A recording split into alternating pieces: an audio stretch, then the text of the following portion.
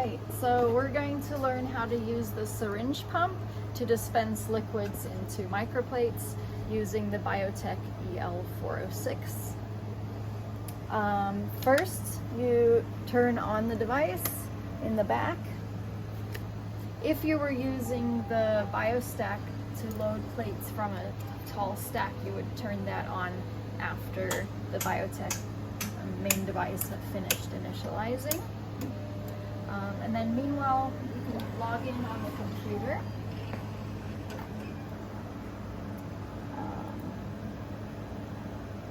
I'm just wiggling the mouse. There we go. You log in with your cruise ID. And we're going to operate it using this liquid handling control software.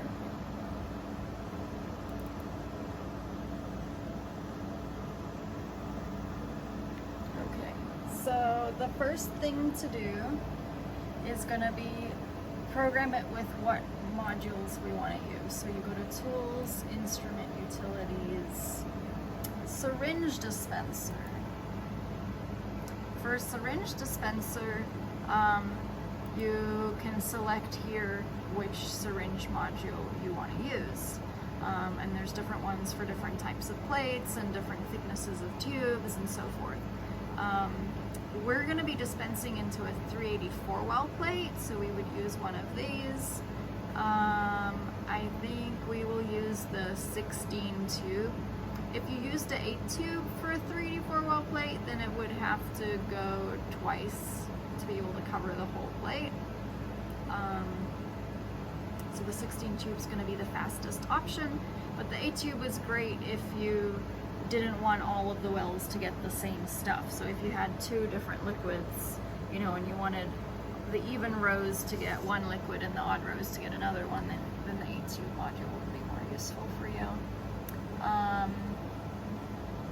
Yeah, and I think ours is 16 tubes, 7 inches. So once you've set what you have, then you click send, okay, exit, and then over on the settings menu, you click get. Okay, so we're gonna actually go get that module. The syringe modules are in the bottom drawer, and there's various different ones. This one is the 16 tube, 7 inches manifold. We have a bunch of these for different purposes, and we label them, you know, whether they're for cells or for dyes or what. This one is dirty. Somebody put it in there without cleaning it. There's like junk on it. That's gonna be a problem. All right, and then this one is the 32 tube manifold, and they're for the 1536 well plates. They have the smallest bore hole, so they're gonna be very prone to clogging. But I will make a separate video for how to clean these modules with the sonicator. So you take the module and you want to connect it to syringe pump A. There's an A next to that pump. There's just a syringe inside here, and it has an inlet and an outlet. The inlet tube is this one. It's the one on top. It has an inline filter for if you want to filter the liquid, or actually this isn't an inline filter. This is a port for adding an inline filter for if you want to filter the liquid as it goes in. That helps prevent the clogging problem. But what you want to do is just push the tube onto the port, and now it's ready to load onto the instrument, and that just goes here. There's a magnet in there, so it will lock into place very easily. The inlet tube looks like this. You can put that into whatever liquid you want to dispense. In this case, we'll just do some green dye and set it aside. This tube is a lot thicker than the peristaltic pump modules, so the dead volume that the syringe pump has is a lot greater. But there's pros and cons for using the two different technologies. So when you're in the software, you can open a protocol by clicking on the open button. It says, do you want to save? Well, I just opened the software. I'm just going to say no. Let's do CSC training. I'm going to pick a Syringe 384. Oh, I have a protocol for that. Great. So this protocol is using both syringe pumps. Right now, only pump A is working. So I'm going to delete the steps that use syringe pump B. So right now it's got syringe pump A is going to prime. That's to load the tube with the liquid. Then it's going to delay while there's a warnings. We can delete that, we don't need it. Then it's going to dispense 50 microliters.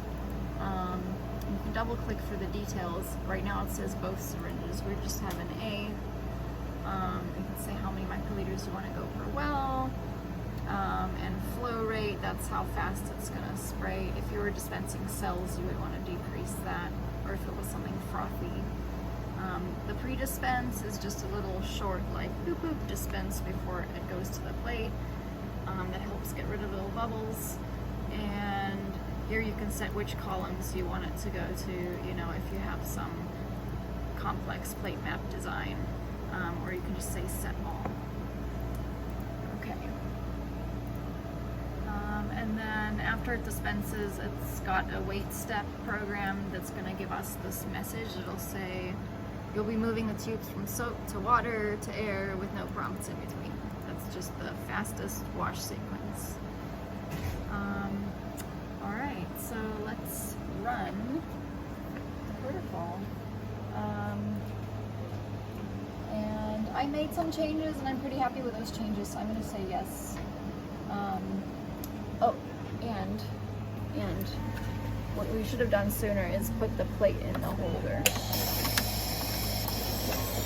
There was just enough time. So what it did is it primed, and then it did the pre-dispense, and then now it's dispensing on the whole plate. And then it has prompted me that we're going to do the wash sequence next. So I'm just going to move this tube to the soapy water. It's important to make sure that you wash the outside of the tube, not just the inside. And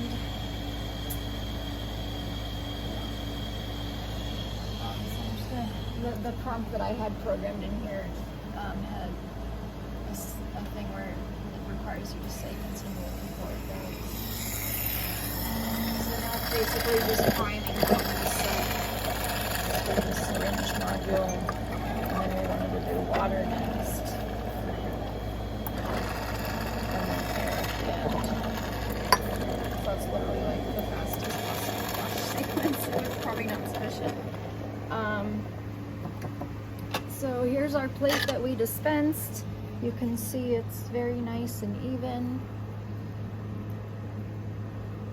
And I should have mentioned, when you put the plate into the holder, you need to put well A1 in the top left. And there's a little reminder sticker here, and that is so that if you have a complex plate map planned, that you'll know what's where. Alright, so I'm not quite happy with how well this washed, so I'm just going to run one more. Let's see, I'm going to dump this out. No, I don't want to dump it out. Let me just delete the wash sets, or the dispense. I'm just modifying my protocol really quickly to do another wash. But I want there to be more cycles because that was just not enough, so I'm just selecting copy, paste, building my protocol. You'll notice all of the steps have an S. That's because it's for the syringe pump. If you were using the wash module, it would have a W, and the peri pump has a P. The peri pump lets you purge the line, but the syringe pump does not, so that's one of the differences between them. So you're not able to collect the liquid that was in the tubes, unless if you disconnect the manifold for that purpose. Okay, so I'm gonna hit run, and then I'm just gonna go put on the soap and the water and everything so that we can get a good wash going. I was not happy with that thoroughness of that wash. Do you want to save? No, I don't want to save.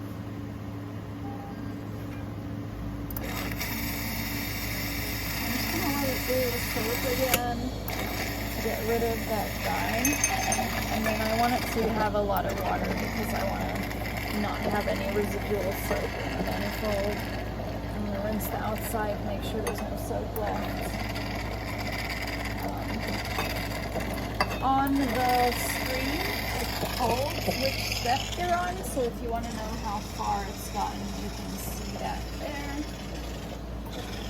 So now we're nearing the end, and just take it out so that it dries the air and that dries as best as we can. So now we're done. It says the run has completed successfully. You can click OK. You can close the software. No, I didn't want to save the changes. And then you should hit the Windows button and your login icon and say sign out. And then meanwhile, remove the syringe manifold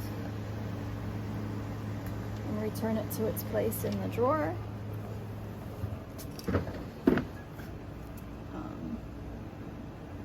This one was actually meant to go in that container.